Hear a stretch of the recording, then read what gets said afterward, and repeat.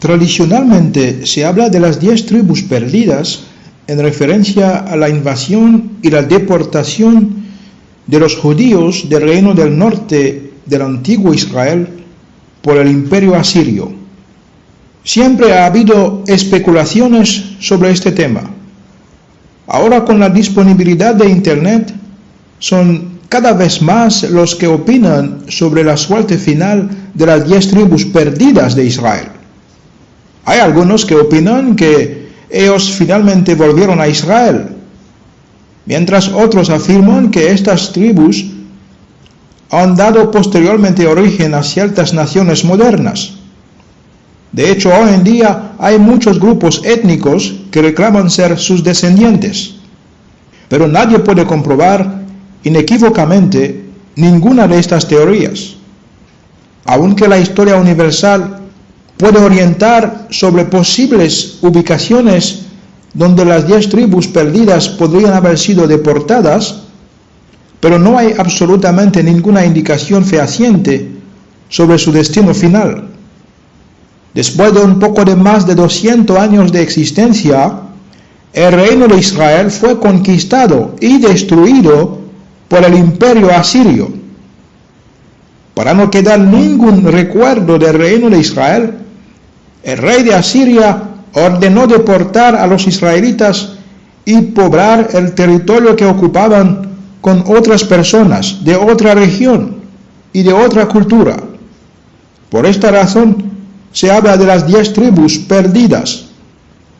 Pero ¿existe realmente un fundamento bíblico que sustente que hay 10 tribus perdidas? Para que podamos forjar una opinión más o menos aceptable acerca de esta pregunta, debemos tener en cuenta las siguientes consideraciones. Primero, Dios prometió a David que sus descendientes serán rey de Israel por siempre. O sea, la línea de sucesión al trono en Israel debe venir inevitablemente de la casa de David. Las 10 tribus del norte se apartaron de la casa de David y eligieron como rey a un impostor, un enemigo de Salomón, hijo de David, un cierto Jeroboam, que no era además de la familia real, es decir, que no perteneció al linaje de David, pues lógicamente no tenía absolutamente ninguna posibilidad de ser rey, no debió ser rey. Las 10 tribus del norte, al haber decidido voluntariamente apartarse de la casa de David para formar otro reino, han manifestado abiertamente su elección de no formar más parte del pueblo de Dios. Ellos gritaban con mucha soberbia, diciendo: ¿qué parte tenemos nosotros con David? No tenemos heredad en el hijo de David.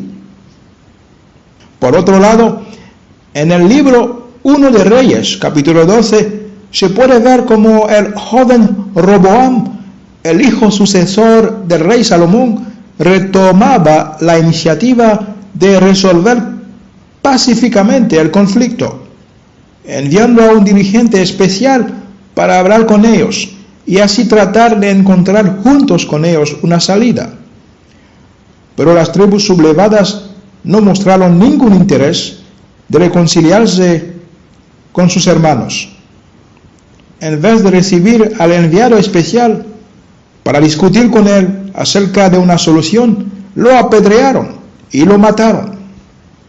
Hay que recalcar también que la relación entre los dos reinos hermanos no fue siempre fraternal. A veces el reino de Israel, el reino del norte, hacía alianza con otras potencias para tratar de asfixiar a sus hermanos del sur. Pues con este hecho, las 10 tribus del norte menospreciaron las promesas de Dios y se apartaron voluntaria y definitivamente del plan de Dios.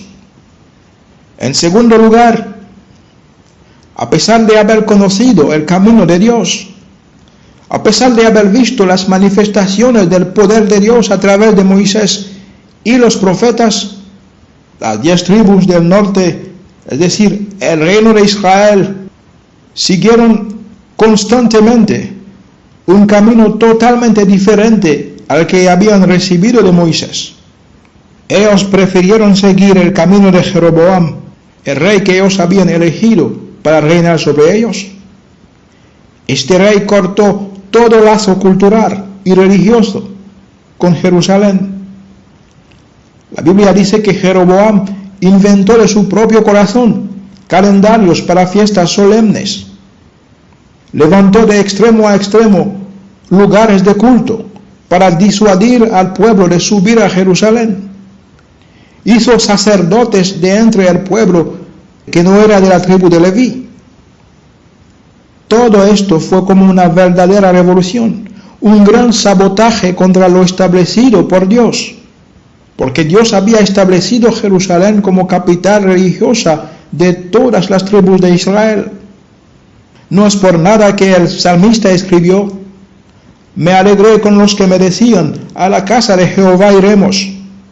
Nuestros pies estuvieron dentro de tu puerta, oh Jerusalén. Y allá subieron las tribus de Jehová, conforme al testimonio dado a Israel, para alabar el nombre de Jehová. Pedid por la paz de Jerusalén. Sean prosperados los que te aman.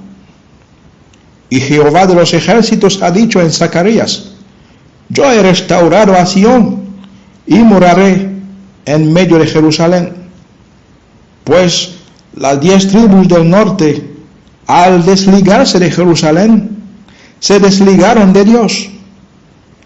Por lo tanto, Dios los ha desterrado para siempre de la tierra prometida. En tercer lugar, las 10 tribus del norte eligieron adorar a los becerros de oro que Jeroboam había levantado en los lugares altos, en vez de subir a Jerusalén para adorar al Dios que les había dado la tierra. No hubo ningún rey del reino del norte que intentó corregir estos errores, excepto el rey Jehú, que tomó represalias drásticas contra Jezabel y su familia y eliminó el culto de Baal en su momento, pero hizo el trabajo solo a mitad, porque dejó en pie los becerros de oro de Jeroboam, su predecesor. Pues al contrario del reino de Judá, es decir, el reino del sur, donde de vez en cuando apareció un rey que mostraba cierto temor a Dios, los reyes del reino de Israel cavaban, cada uno en su turno y a su manera, más y más en las prácticas de idolatría. Por ejemplo, el rey Acab y su esposa Jezabel, por su parte, llevaron los niveles de idolatría en el reino de Israel a un punto tan alto que Dios debió enviar especialmente al profeta Elías como un juicio contra este reino, donde había literalmente en cada casa una imagen de Baal. Si no fuera por este hombre de Dios, el nombre de Jehová habría sido tal vez completamente desaparecido en este reino perverso, donde la gente respiraba la idolatría. Pero no parece razonable pensar que todos los hombres y mujeres de las 10 tribus del norte del antiguo Israel fueron pervertidos. Dios mismo, para aplacar el celo del profeta Elías, dijo que hará que queden en Israel 7,000 hombres que no se doblaron ante Baal y cuyas bocas no lo besaron. Era una manera de decir al profeta: no te preocupes demasiado, mi hijo, hay todavía justos en este país que no se ensucian de esta podredumbre. Por consiguiente, no se puede hablar de 10 tribus perdidas. Si hay tribus perdidas, son en este caso aquellos que no se arrepintieron, aquellos que en vez de subir a Jerusalén para adorar al verdadero Dios, prefirieron adorar a Baal y a los ídolos que Jeroboam había levantado en los lugares altos. Los que son perdidos son aquellos que tomaban en serio a los falsos profetas que comían de la mesa de Jezabel. Aunque la Biblia no lo reporta textualmente, es muy probable que todos los israelitas de las tribus del norte no estuvieron de acuerdo con la división. Y es también muy probable que algunos que eran al principio favorables a la separación se arrepintieran después de ver que les impedían subir a Jerusalén para hacer sacrificio y adorar a Dios en el templo. Estoy convencido de que hubo muchos hombres y muchas mujeres del reino del norte que no veían de buenos ojos el hecho de que las autoridades han reemplazado a su antojo el lugar de culto a Jerusalén por otros. Sí, estoy convencido de que hubo muchos israelitas que no adoraban a los becerros de oro que Jeroboam había levantado. Estoy más que convencido de que hubo un gran avivamiento espiritual en medio de las 10 tribus del reino del norte, después de que el profeta Elías haya hecho una gran demostración del poder de Dios, retando a los 450 profetas de Baal en el monte de Carmelo.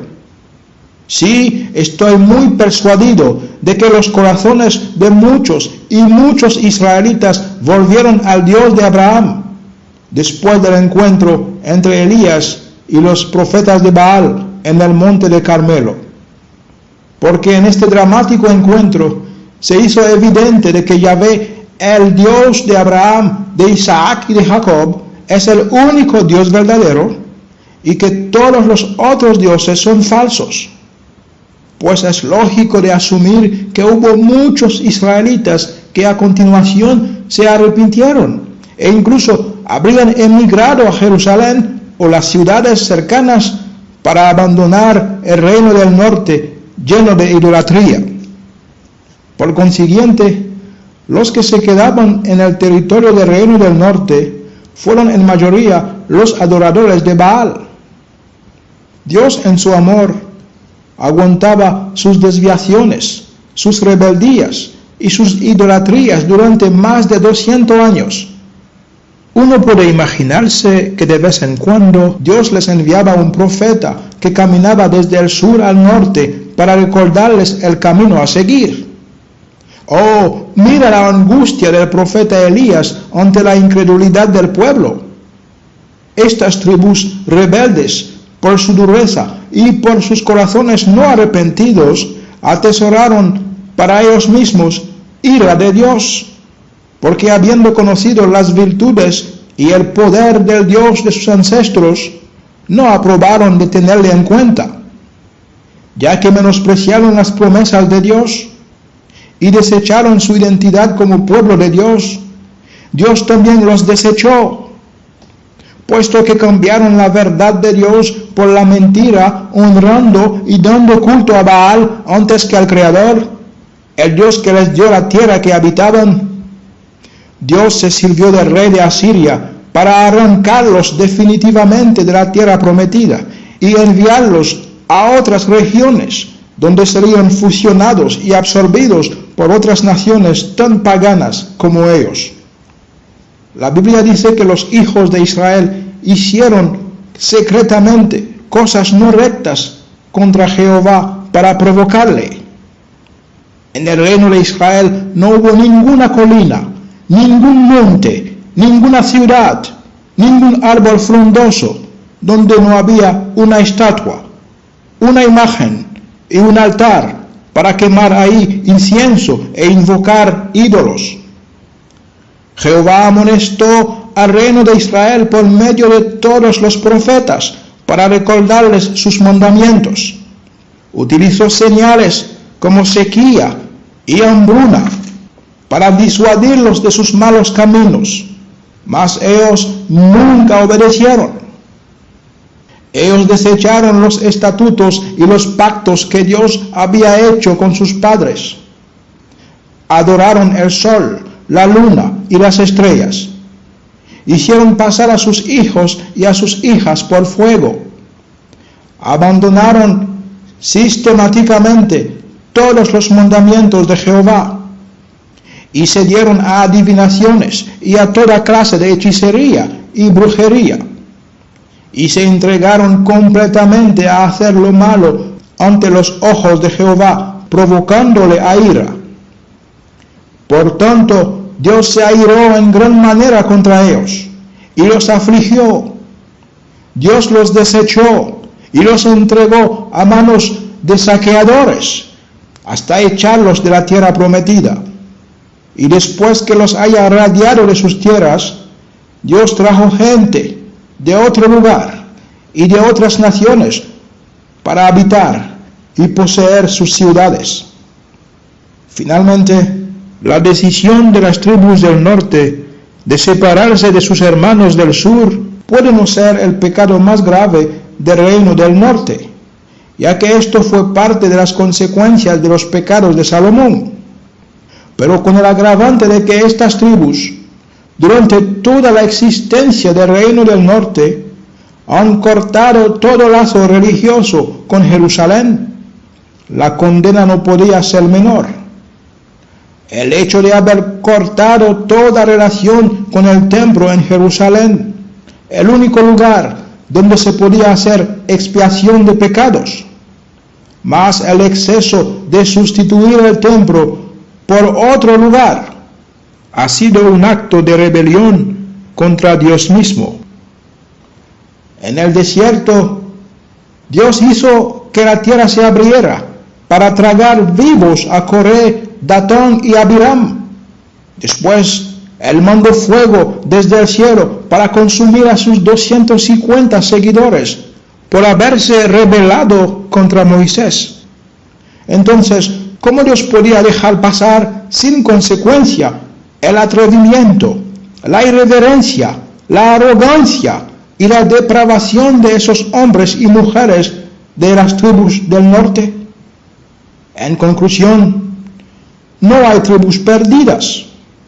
Si hay tribus perdidas, son aquellos que no se arrepintieron, es decir, los rebeldes y los idólatras, aquellos que adoraban a Baal y los becerros de oro que Jeroboam había levantado en los lugares altos, en vez de subir a Jerusalén para adorar al verdadero Dios de Israel.